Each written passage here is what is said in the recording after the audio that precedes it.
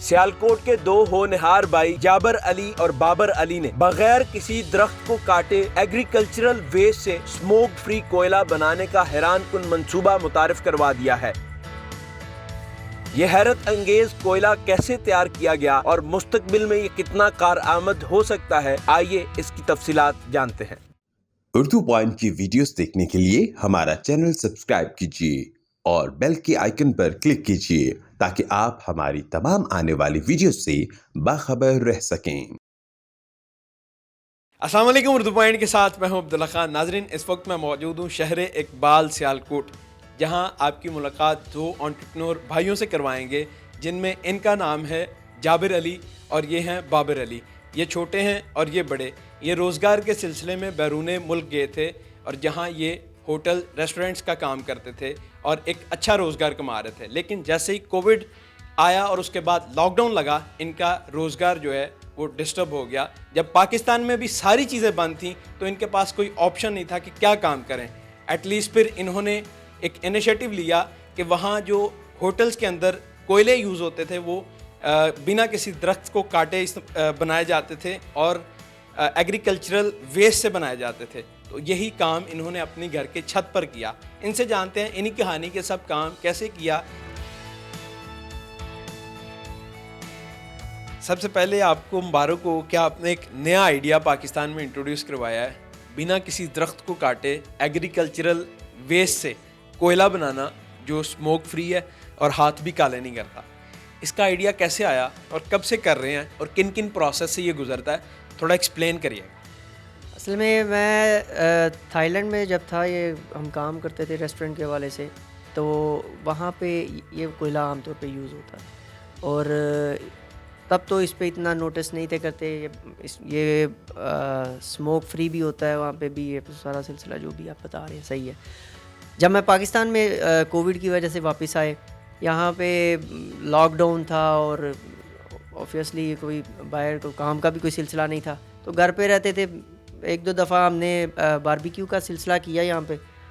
तो यहाँ पे जब कोयला जलाया, वो जो लकड़ी का जो कोयला है पाकिस्तान में, ये जब जलाया तो इसका बहुत धुआं, और फिर मेरे माइंड में वो आइडिया आया, यार वो चारकोल तो इसका धुआं नहीं था होता, तो इसका बहुत ज़्यादा धुआं है ये। तो बस वहीं से फिर मुझे आइडिया आया, स्टार्ट हुआ, यार चलें फ्री भी हैं, काम भी कोई नहीं है, इस पे वर्किंग शुरू करते हैं। अच्छा।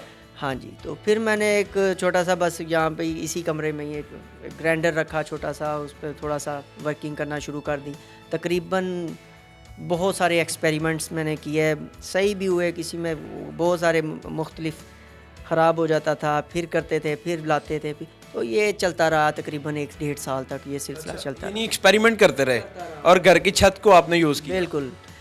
और उसके बाद फिर मैंने आफ्टर ऑल तैयार कर लिया। तकरीबन 1 साल के बाद जब मैंने तैयार कर लिया इसको, मैं एक्सपेरिमेंट किया, मैंने इसको जलाया, तो ये बड़ा शानदार, इसका जो फ्लेम भी था वो भी बड़ा ज़बरदस्त, और इसकी टाइमिंग वो भी इंक्रीज़ थी, 2 टाइम ज़्यादा थी आम को लकड़ी के कोयले से थे।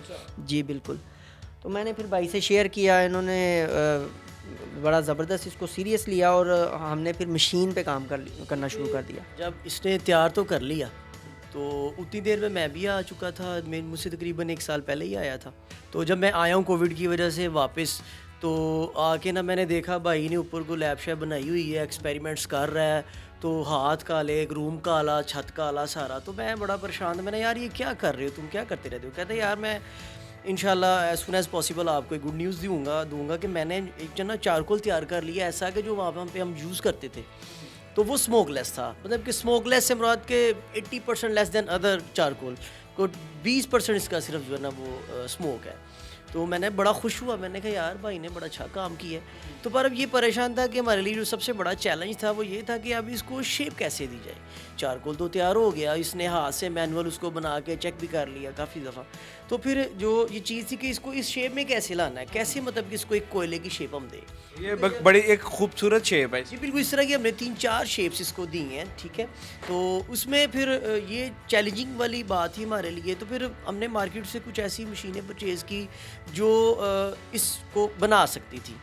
काम वो मुख्तलिफ करने वाली थी, लेकिन उसको जोड़ तोड़ करके हमने थोड़ा जुगाड़ लगाया और एक छोटी सी जो ना हमने मशीन उसमें ऐसी हमें नज़र आई कि इससे ये चीज़ बना सकते। इसमें दरख्त इस्तेमाल नहीं करते जी, काटे नहीं जाते, कुछ भी नहीं है, तो फिर क्या क्या इंग्रेडिएंट्स हैं ये कोयला बनाने के लिए? अब ये शेप देने के लिए क्या क्या चीज़ें चाहिए होती हैं?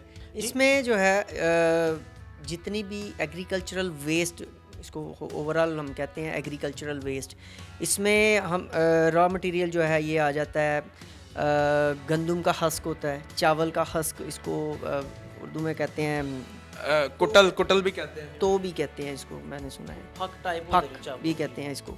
तो ये चीज़ इसमें हमने ऐड की है। इसके अलावा बादाम का छिलका वो भी ऐड किया, मूंगफली का छिलका, वॉलनट का छिलका, ये जितनी भी हमें ये कोकोनट की पीक, हाँ जी, कोकोनट का शेल भी और इसका हस्क भी, बाल जो इसको कहते हैं आप, वो भी कलेक्ट करके ये सारा हमने बनाया। तो ये सारी चीज़ें इकट्ठी हम कर लेते हैं और इसको इकट्ठे ही हम जला देते हैं। जी, इसको इकट्ठे ही ड्रम में डालते हैं, इसको आग लगा देते हैं। जब ये जल जाता है, सारा ब्लैक फॉर्म में आ जाता है, फिर हम इसको निकालते हैं, ग्राइंड करते हैं। कुछ तो ग्राइंड मतलब करने पड़ते हैं, लेकिन कुछ ऑलरेडी ग्राइंडेड होते हैं वो। तो जैसे चावल का हस्क है, ये ग्राइंड हो जाता है, आलमोस्ट छोटा छोटा हो जाता है। तो इसको फिर हम करते हैं पानी में मिक्स, इसमें कुछ फूड इंग्रेडिएंट्स डालते हैं और इसके अलावा और भी कुछ चीज़ें इसमें डलती हैं जो कि कॉन्फिडेंशियल हैं। हाँ जी, तो ये इसमें डालते हैं और इसको फिर हम मिक्स करते हैं और उसके बाद फिर हम इसको मोल्डिंग से ये शेप में ले जाते हैं। यहाँ पे मैं आपको एक और चीज़ बताता चलूँ कि ये भाई ने दरख्तों की बात की है, 100 टन लकड़ी काटें तो 15 से 20 टन कोयला निकलता है। इतनी ज़्यादा लकड़ी इसमें ज़ाया हो रही है। हम तो एक एक्सपेरिमेंट किया और बड़े परेशान हुए कि यार पाकिस्तान में कितने दरख्त काटे जा रहे हैं।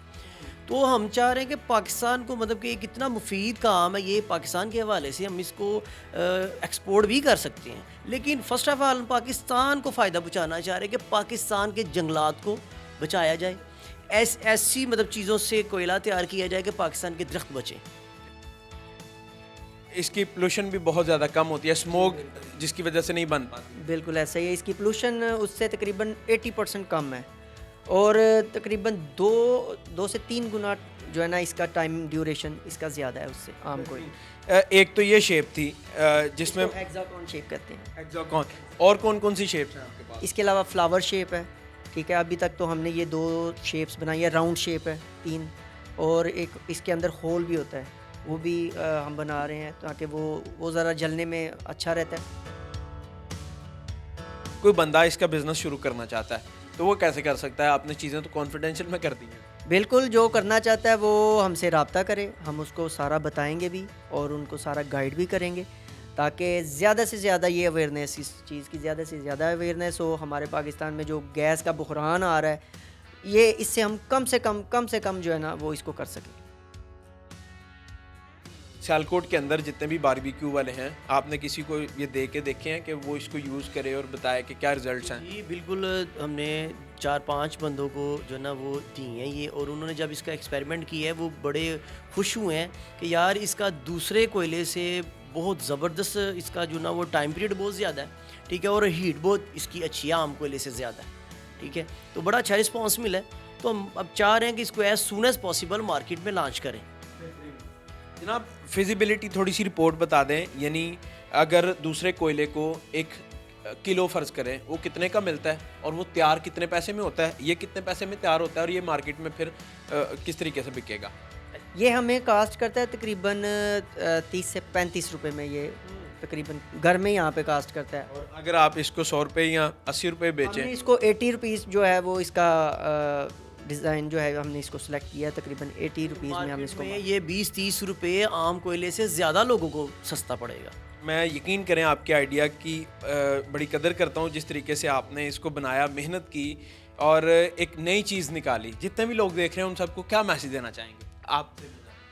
जी बिल्कुल, मैसेज यही देना चाहूँगा कि फ़र्स्ट ऑफ़ ऑल तो हम अगर तो कोई ऐसा अच्छा मतलब कि इन्वेस्टर है जो मतलब कि इस फील्ड में आना चाहे, हम हमारे साथ आए, बिज़नेस करें, ताकि हम इसको पाकिस्तान लेवल पे लॉन्च कर सकें, हर लोगों के तक ये पहुँचा सकें। नाज़रीन, जितने भी लोग देख रहे हैं उन सबको ये कहना चाहूँगा कि कोई ना कोई नई चीज़ लेके आए मार्केट में ताकि maximum made in Pakistan products तैयार हो सकें और फिर हम उसको एक्सपोर्ट भी कर सकें। देखते रहे उर्दू पॉइंट, मैं हूं अब्दुल्ला खान। अल्लाह ने के बाद।